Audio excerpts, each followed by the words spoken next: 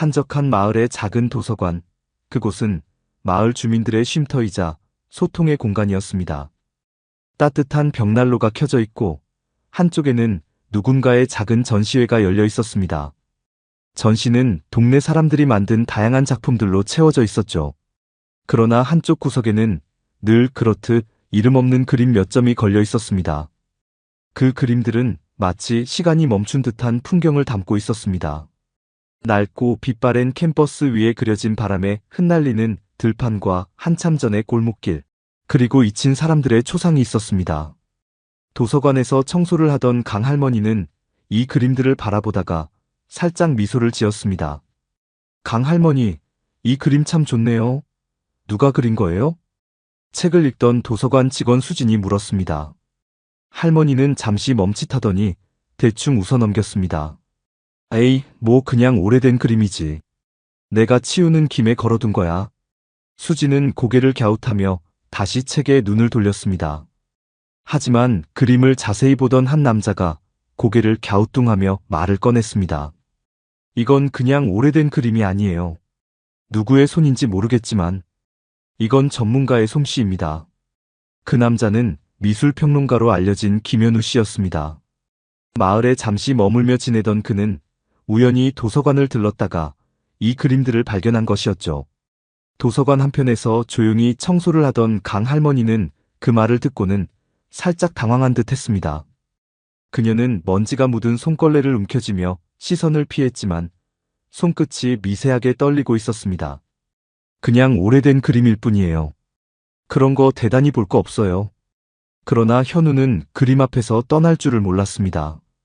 그는 그림 하나하나를 살피며 고개를 갸우뚱하더니 이내 감탄 어린 목소리로 말을 이어갔습니다.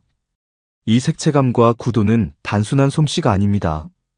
화가의 깊은 내면이 드러나는 작품이에요. 저기, 혹시 이 그림에 대해 더 아시는 게 있나요? 도서관 직원 수지는 어리둥절한 표정으로 고개를 저었습니다. 글쎄요, 저도 누가 그렸는지 몰라요. 강할머니가 걸어두신 거라고 들었는데. 강할머니는 무언가 말을 꺼내려다 입을 다물었습니다. 그녀의 표정은 복잡해 보였고 짧게 한숨을 내쉰 뒤 무심한 목소리로 대답했습니다. 그냥 치우다 남은 거예요. 별것도 아닌 그림에 신경 쓰실 필요 없어요. 그러나 그녀의 눈에는 설명할 수 없는 감정이 스쳤습니다. 현우의 관심과 수진의 질문이 섞여 만든 침묵 속에서 강할머니는 마치 그 자리에 서 있기조차 힘겨운 듯 보였습니다. 얼마 뒤 그녀는 청소 도구를 정리한 뒤 고개를 숙인 채 조용히 도서관을 떠났습니다. 그날 밤 강할머니는 집에 돌아와 오래된 화구 상자를 꺼냈습니다. 상자 뚜껑을 열자 낡은 붓과 말라붙은 물감이 그녀를 맞이했습니다. 상자 속에는 오래된 사진 한 장이 들어있었습니다. 사진 속 그녀는 화사한 옷을 입고 캠퍼스 앞에서 활짝 웃고 있었습니다. 그날의 기억이 그녀를 파도처럼 덮쳤습니다. 그녀는 사진을 천천히 손끝으로 어루만지며 작은 한숨을 내뱉었습니다. 그땐 정말 행복했었지. 하지만 그 행복이 얼마나 덧없었는지 알고 있는 그녀는 곧 상자 뚜껑을 닫으며 스스로를 다독였습니다. 물감 냄새와 붓의 감촉이 그립기도 했지만 그것들은 이제 그녀의 삶에서 멀리 떠나버린 과거일 뿐이라며 마음을 추슬렀습니다. 강할머니는 젊었을 때 서울에서 전업화가로 활동했습니다. 그녀는 도시의 번잡함 속에서도 자신만의 예술 세계를 만들어가며 이름을 알리기 시작했습니다. 그녀의 그림은 작은 갤러리에서 전시되었고 몇몇 작품은 미술계에서 호평을 받았습니다. 특히 그녀의 작품은 섬세한 터치와 사람의 내면을 꿰뚫는 표현력으로 유명했습니다. 사람들은 그녀의 그림을 보며 강미옥의 작품은 삶의 모든 것을 담고 있다고 평했습니다. 그녀는 각박한 현실 속에서도 캠퍼스 앞에 앉아 마음속의 감정을 붓끝으로 풀어냈습니다. 하지만 예술가의 삶은 결코 쉽지 않았습니다. 작품이 팔리지 않던 날에는 하루 종일 밥을 굶기도 했고 몇 달 동안 갤러리를 운영하기 위해 빚을 내야 했던 적도 있었습니다. 그러던 어느 날 그녀에게 인생의 전환점이 찾아왔습니다. 한 대형 갤러리에서 그녀의 작품을 메인으로 전시하기로 결정한 것입니다. 그녀는 처음으로 대중 앞에서 자신의 예술을 선보일 기회를 얻었습니다. 그러나 전시회 준비 과정은 순탄치 않았습니다. 제작 비용을 마련하기 위해 밤낮으로 아르바이트를 하며 캔버스에 그림을 그렸고 몸이 망가질 정도로 일에 몰두했습니다. 전시회 날 그녀의 작품은 사람들에게 깊은 인상을 남겼습니다. 많은 미술 애호가들이 그녀의 작품에 감동하며 작품을 구매하고 싶어 했습니다. 그녀는 그 순간만큼은 자신의 노력이 보상받는 듯한 기쁨을 느꼈습니다. 그러나 그 기쁨도 잠시, 경제적 어려움은 여전히 그녀를 따라다녔습니다.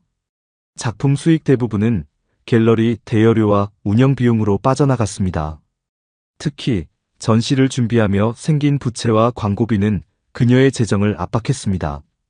게다가 미술계에서 신진 작가에게 주어진 기회는 제한적이었고 몇몇 기성 작가들의 비판적인 시선도 그녀의 활동에 제약을 가했습니다.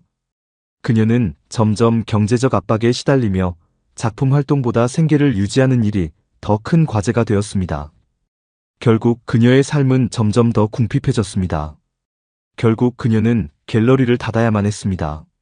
자신의 작업실을 비우며 마지막으로 캔버스를 정리하던 날, 그녀는 한참 동안 자신의 손을 바라보았습니다. 이 손이 한때 얼마나 많은 꿈을 그려냈는지 떠올리며 그녀는 다시 붓을 잡을 수 있을까 스스로에게 물었습니다. 생계를 위해 그녀는 식당에서 일하며 그림 도구를 하나둘 팔아야 했습니다. 하루하루가 힘든 싸움이었고 예술은 더 이상 그녀의 삶에서 우선순위가 아니었습니다. 하지만 가장 큰 상처는 그녀를 기다리던 가족마저 그녀를 떠난 순간이었습니다. 남편과의 갈등 속에서 그녀는 예술과 가정을 모두 잃어버린 듯한 공허함에 빠졌습니다. 그녀에게 남은 것은 오직 그림에 담긴 추억뿐이었죠. 내 손으로 그림을 다시 그리다니. 무슨 생각이었을까? 그녀는 한숨을 쉬며 젊은 시절의 사진을 상자 속에 넣고 상자를 다시 닫았습니다. 그러나 그 상자 안의 물감 냄새는 여전히 그녀의 마음을 흔들었습니다. 그녀는 다시는 붓을 들지 않겠다고 결심했지만 어딘가에서 그리움이 솟아오르는 것을 막을 수는 없었습니다. 다음 날 도서관은 가을 축제 준비로 분주했습니다. 마을 주민들이 각자의 작품을 가져와 전시하며 도서관을 화려하게 꾸몄습니다. 회화, 조각, 사진 등 다양한 작품이 전시됐지만 가장 큰 화제가 된 것은 강 할머니가 가져온 그림들이었습니다. 김현우 씨가 자신의 SNS에 강 할머니의 그림 사진을 올리며 이 마을에는 숨겨진 천재 화가가 있다고 말한 것이 빠르게 퍼져나갔습니다. SNS는 수백 개의 댓글과 수많은 공유로 가득 찼고 도서관에는 그림을 보기 위해 전국 각지에서 사람들이 몰려들기 시작했습니다. 그림들을 빼달라고 요청하는 할머니의 말을 직원들이 설득하며 애써 거절했지만 이미 사람들의 관심은 멈출 수 없을 만큼 커졌습니다. 도서관은 점점 방문객들로 붐비기 시작했습니다. 방문객들 사이에는 호기심 많은 여행객들뿐만 아니라 예술 관련 매체의 기자, 갤러리 운영자, 그리고 유명 미술 애호가들도 포함되어 있었습니다. 도서관 주변 카페와 음식점들까지 예상치 못한 손님들로 북적이며 마을 전체가 활기를 띠었습니다. 그들은 그림의 화가가 누구인지 알기 위해 마을 주민들과 대화를 나누고 작품 앞에 서서 사진을 찍으며 소문을 퍼뜨렸습니다. 그림에 대한 각자의 해석이 온라인과 오프라인에서 오갔고 이를 본 사람들은 더 큰 호기심으로 그림을 감상했습니다. 이 그림은 단순히 기술적으로 뛰어난 것만이 아닙니다. 화가의 감정과 경험이 온전히 담겨 있어요. 특히 이 붓질의 생동감과 색채의 깊이는 평범한 작품에서 절대 느낄 수 없는 것입니다. 보는 이로 하여금 그 당시의 공기와 분위기를 생생히 느끼게 합니다. 미술평론가 김현우 씨는 그림 앞에서 이렇게 말하며 감탄을 멈추지 않았습니다. 그의 열정적인 평가가 방문객들에게 더욱 강렬한 인상을 남겼습니다. 축제를 준비하던 도서관 직원 수진과 다른 직원들은 이런 관심에 놀라며 방문객들을 위한 추가 프로그램을 기획했습니다. 수진은 작은 설명회를 열어 그림에 얽힌 이야기를 전하기로 했고 김현우 씨의 제안으로 강 할머니의 그림에 대해 이야기하는 토크쇼를 계획했습니다. 토크쇼에서 김현우 씨는 강 할머니의 그림에 대해 열정적으로 발표하며 큰 기대감을 드러냈습니다. 그는 그림 속의 섬세한 터치와 감정의 깊이를 분석하며 이렇게 덧붙였습니다. 이 작품은 단순히 아름다움의 경계를 넘어서 한 사람의 삶과 이야기를 담은 예술 그 자체입니다. 이런 그림은 대중에게 반드시 알려져야 합니다. 수진과 직원들은 축제가 단순히 작은 마을 행사를 넘어 강 할머니와 그녀의 작품을 알릴 수 있는 특별한 기회로 변해가는 것을 실감했습니다. 이제 마을 주민들도 할머니의 그림에 담긴 특별한 가치를 이해하기 시작했고, 그녀의 숨겨진 재능에 점점 더 큰 관심을 보였습니다. 축제는 점차 단순한 전시회가 아닌 한 화가의 인생 이야기를 기리는 자리로 변모하고 있었습니다. 축제가 한창이던 날, 도서관에서 열린 작은 토크쇼 자리에서 김현우 씨가 그림 이야기를 꺼냈습니다. 이 그림을 그린 사람이 누구인지 여전히 밝혀지지 않았습니다.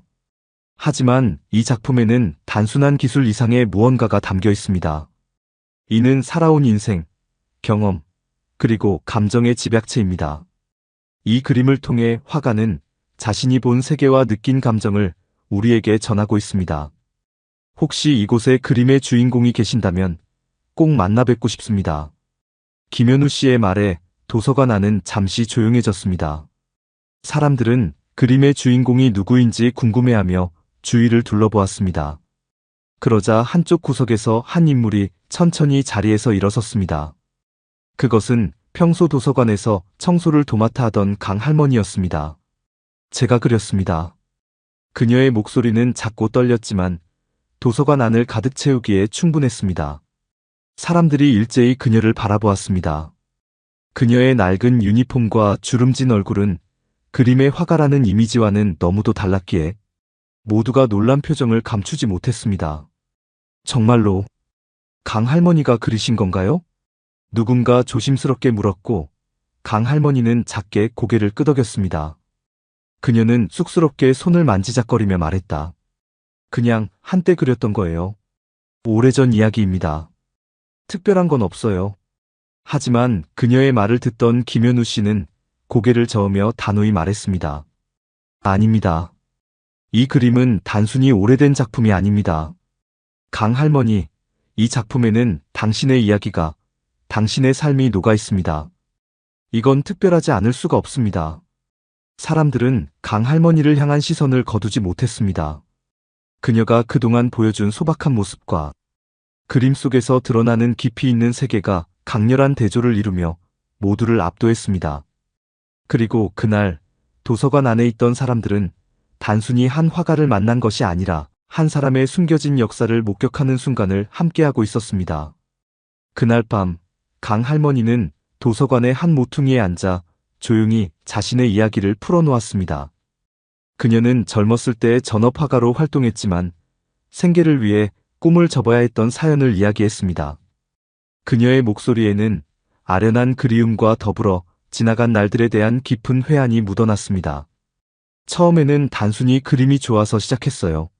하지만 살다 보니 그림은 내 손을 떠나더군요. 생활비를 벌기 위해 캔버스를 팔아야 했고, 때로는 물감을 살 돈이 없어 연습조차 할 수 없었어요. 그런데도 마음속에는 여전히 그리움이 남더라고요. 그래서 퇴근 후 밤마다 몰래 그림을 그리곤 했어요. 그 그림들이 나를 붙잡아 주었죠.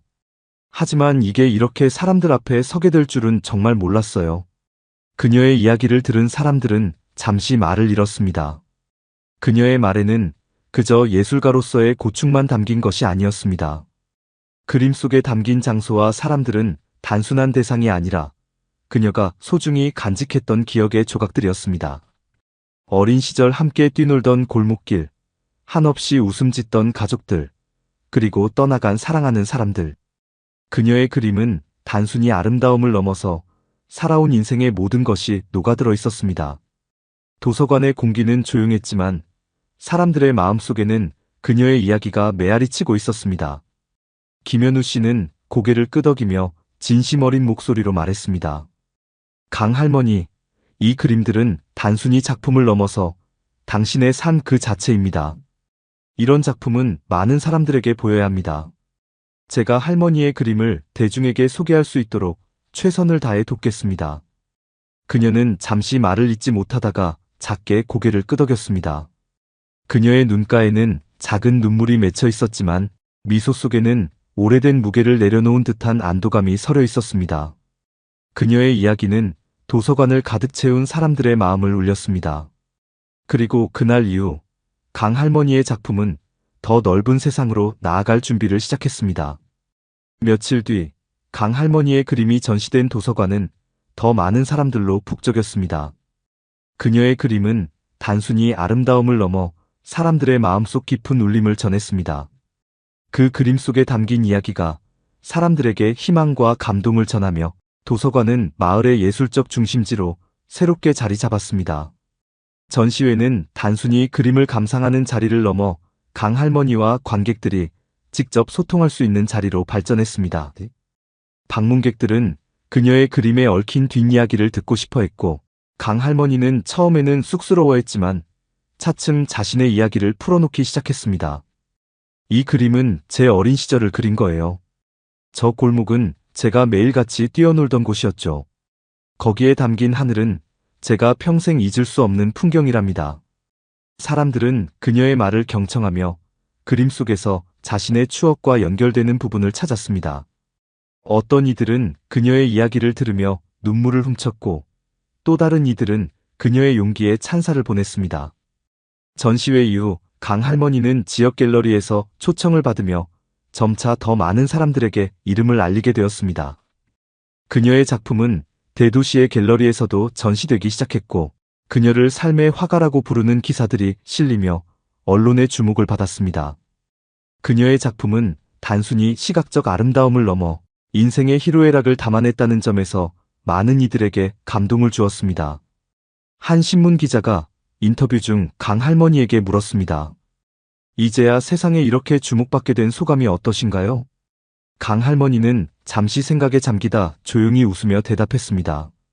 저는 그저 제 삶을 그렸을 뿐이에요. 하지만 이제야 알겠네요. 그림은 내 손을 떠났던 게 아니라 내가 기다리길 원했던 거라는 걸. 결국 그림도 저를 기다리고 있었던 거죠.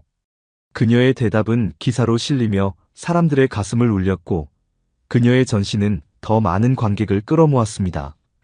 강 할머니는 단순히 그림을 그린 예술가를 넘어 사람들에게 희망과 용기를 주는 존재로 자리 잡았습니다.